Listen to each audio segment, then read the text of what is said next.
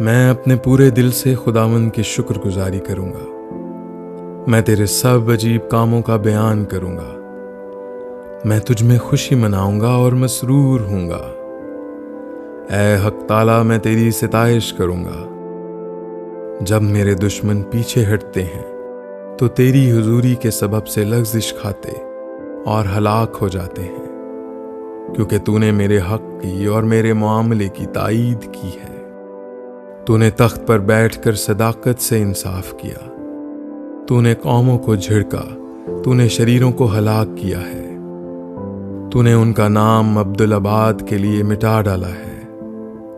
دشمن تمام ہوئے، وہ ہمیشہ کے لیے برباد ہو گئے، اور جن شہروں کو تو نے ڈھا دیا ان کی یادگار تک مٹ گئی۔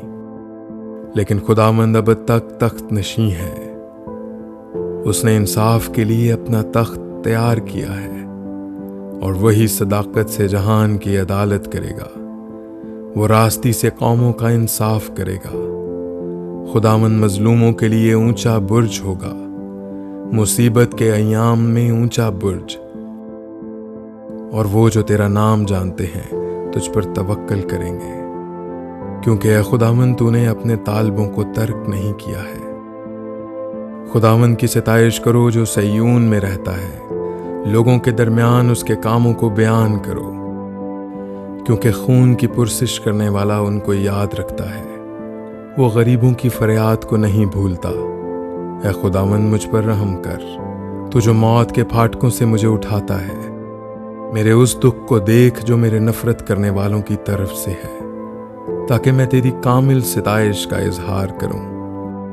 سیون کی بیٹی کے پھاٹکوں پر میں تیری نجات سے شادمان ہوں گا۔ قومیں خود اس گڑھے میں گری ہیں جسے انہوں نے کھودا تھا۔ جو جال انہوں نے لگایا تھا اس میں انہی کا پاؤں پھنسا۔ خداوند کی شہرت پھیل گئی، اس نے انصاف کیا ہے۔ شریر اپنے ہی ہاتھ کے کاموں میں پھنس گیا ہے۔